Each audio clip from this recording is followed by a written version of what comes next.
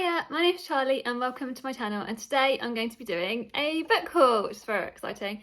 Before I get started and get into the book haul, my lovely friend Charles Heathcote has just released his brand new book, Our Doris, which I've got a proof copy of here, and I'll put the real picture of the cover on screen. And yeah, this is the fourth, I've got all the other books. This is the fourth in the Our Doris series. So we have the first book, which is Our Doris, obviously Indisputably Doris, which is the second book, like the third book, which is sort of more of a novella-y kind of book, which is Doris Ahoy, and then obviously the final and most brilliant book, Our Doris. So I wanted to let you know about that, and also at the end of the month, the 27th of September, I'm going to be filming a author interview with Charlie. And so I was wondering, the reason I want to ask you guys about is to see whether you guys would submit if you guys have got any questions you'd like to submit that I can use and at the beginning of the Q&A. So if you've got any questions that you want to ask, either sort of authory questions or just questions you want to ask Charlie in general, and yeah, anything like that, put it in the comments below. Or maybe message me on Instagram. I'll actually put my Instagram, I'll be good and put my Instagram down below, and I'll put all of Charlie's links as well. And like I said, that will be filmed and the video will be up sort of end of September time. So yeah, very excited. And everyone go and get a copy of, either if you haven't got any of the Doris series, go and get some Doris books, or get yourself a copy of Charlie's new book in the series, Our Doris. So yeah, very exciting.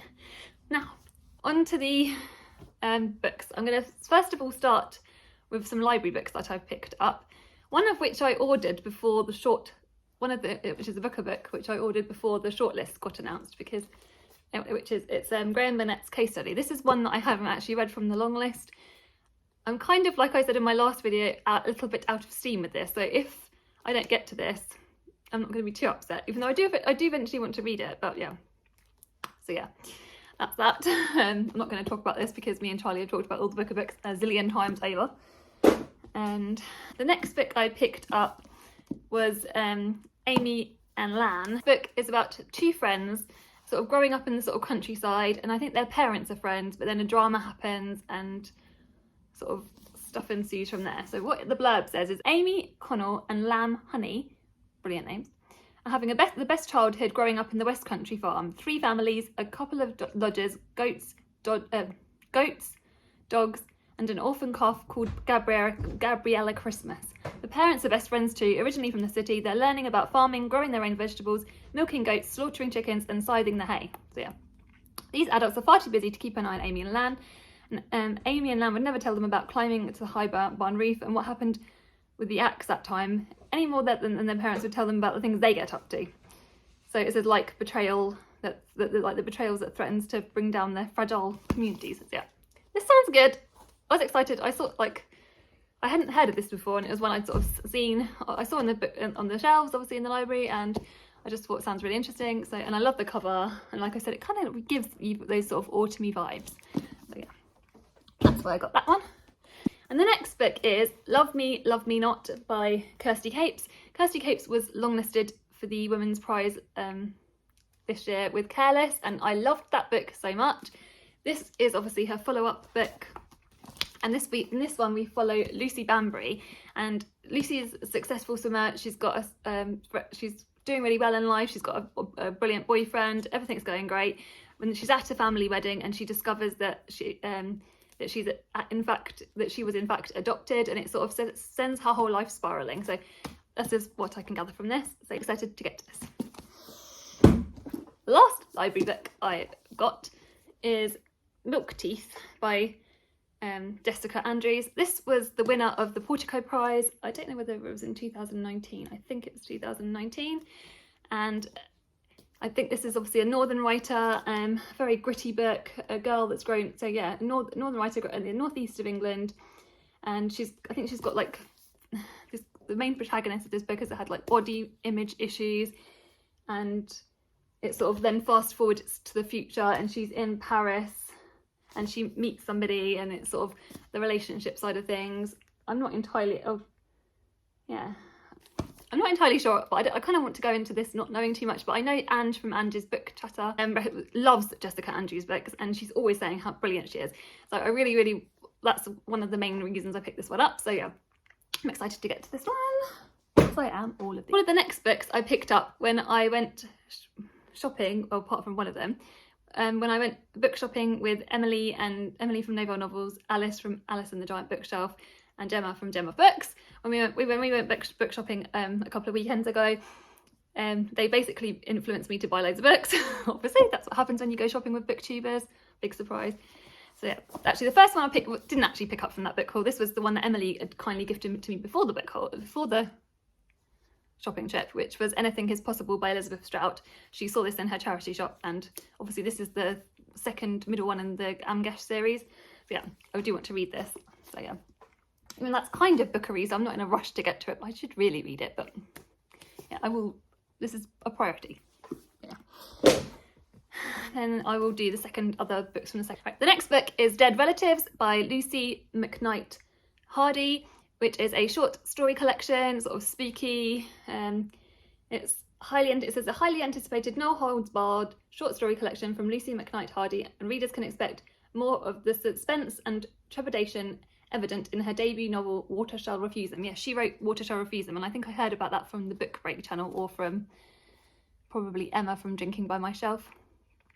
So I think one of those two. But yeah, I'm excited to read this one, and it looks like in really good condition, like it's not even been read. So yeah, I'm excited to get to that one. Next one is Persepolis by Marjan Satapi. I do already own a copy of this is the two volumes, but I already own the copy of the first volume, but this one has the second book included, which is why obviously I wanted to pick it up, because I've wanted to read the second volume for a long time and haven't. So, and it'll give me an opportunity to sort of read them both. After I've done reading it, I'm probably going to give it to Alice. So Alice, whenever you're ready for it, let me know. I'll see once I've read it, but yeah. Then we have There by Tommy Orange. This was one that was influenced by Bear, whose channel I'll link in the description. This is about a group of Indigenous folks that have gone to a powwow.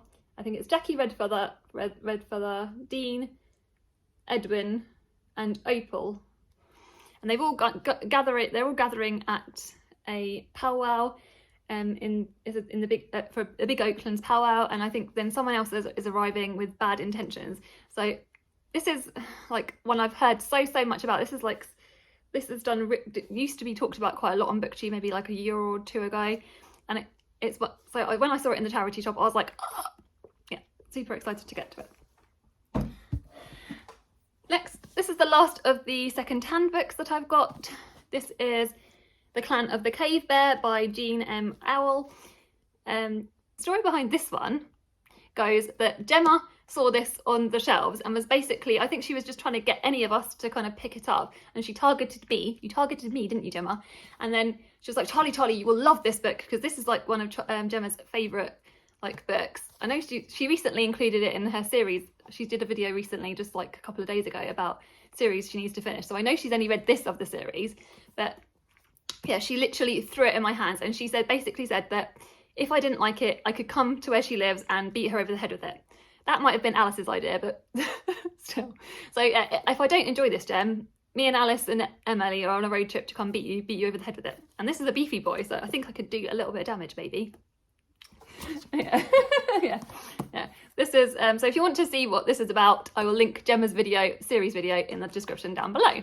Yeah, sort of like cave bear sort of themed, an orphan, sort of found family, that kind of thing. Right, and we've got the Waterstones books. I've got 3 Waterstones books.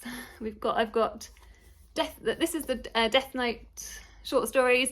This is one I picked up for my husband, so it's not actually even for me, but I will read it because I love all the Death Note. Well, I've watched all the Death Note series on the telly, and I've got and read the first 3 Death Note mangas. So yeah, I picked this up for my husband, and he literally loves this series. So yeah, and it's brand new out. This has only come out a couple of few weeks ago or /months ago. It's very new out. So yeah, very excited. Look at that cover. Oh my gosh, this is so gorgeous. Yeah, I'll put that down on the table rather than throwing it on the floor. The next one is Lie With Me by Philippe Besson. This is one that translated piece of fiction, and I believe it's sort of a queer love story. It says, just outside the hotel in Bordeaux, Philippe, a famous writer, chances upon a young man who bears a striking resemblance to his first love.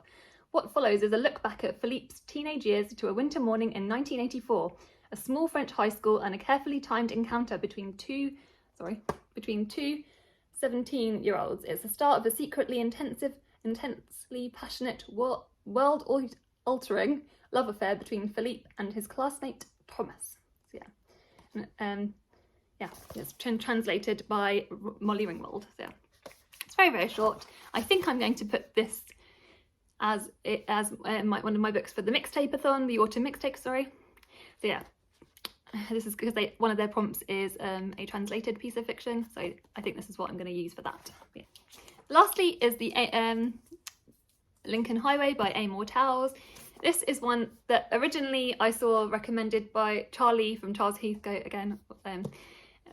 Charlie recommended this to me. He read this for the BookTube prize, and he was like, this is Charlie, this is such a you book, you will really enjoy this.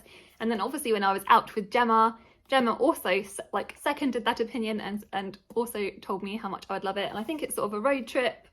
Again, it's set in the 1950s. We follow Emmett, and he comes home from serving a short sentence for involuntary manslaughter along with his younger brother Billy, and he decides to embark on a road trip. So yeah, this is going to be fun. It looks quite beefy, which kind of does intimidate me a little bit, but if Charlie and Gemma say it's good, then I'm all for it. Thank you so very much for watching. Have you guys picked up any new books recently? Let me know what you have in the comments below. Also, like I said, with Charlie's, if you've got any questions for Charlie for the Q&A, please put some questions in the comments or links to the social media, etc. So yeah, take care, you guys, and sending you lots of love. Goodbye.